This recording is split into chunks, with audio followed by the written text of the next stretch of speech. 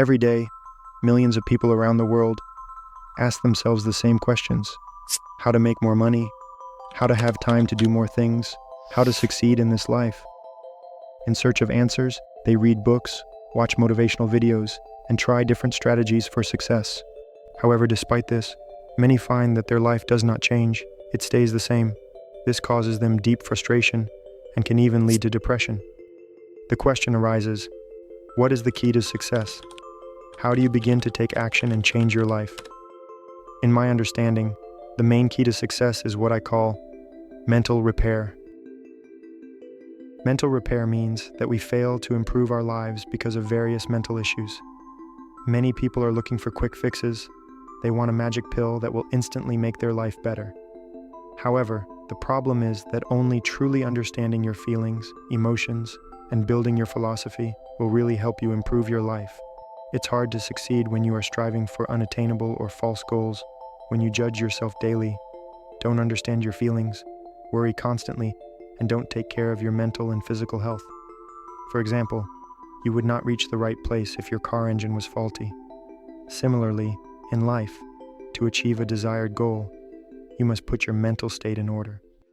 Here are my first recommendations that helped me significantly improve the quality of my life. Stop judging yourself. You are your own harshest critic, and only you are capable of actually hurting yourself. For example, if a mentally ill person comes up to you on the street and says a hurtful word to you, you won't be offended much because you don't take their words seriously. If a loved one offends you, however, it can really hurt you because you start to take their words as truth. In both of these situations, you are the only one deciding whether to be offended. Begin the process of self-acceptance. Reduce self-criticism and negative thinking about yourself, replacing them with self-supportive affirmations and positive thoughts.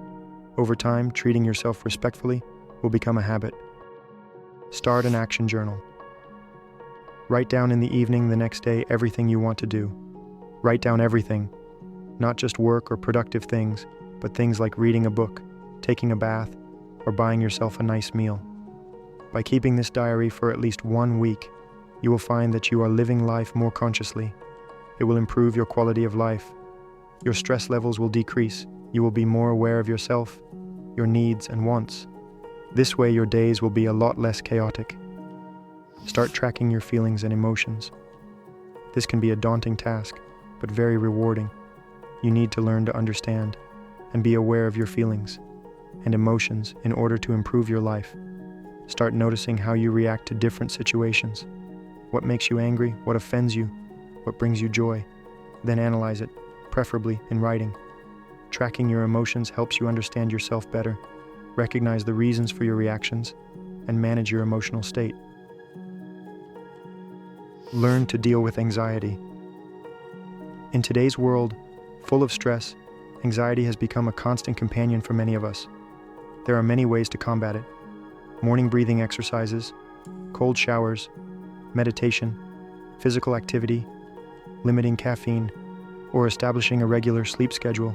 For example, every morning I start with a cold shower and breathing exercises according to the Wim Hof method.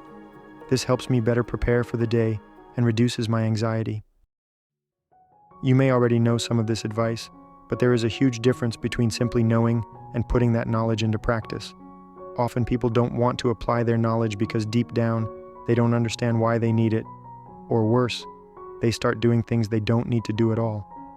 I want to explain to you that until you learn to understand yourself, until you establish your inner psychological atmosphere, until you understand your wants and needs, your life will not begin to improve.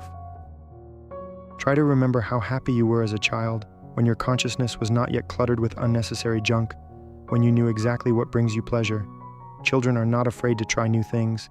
They can easily start doing something new to them, and at the same time, with the same ease, without the slightest shame or self-condemnation.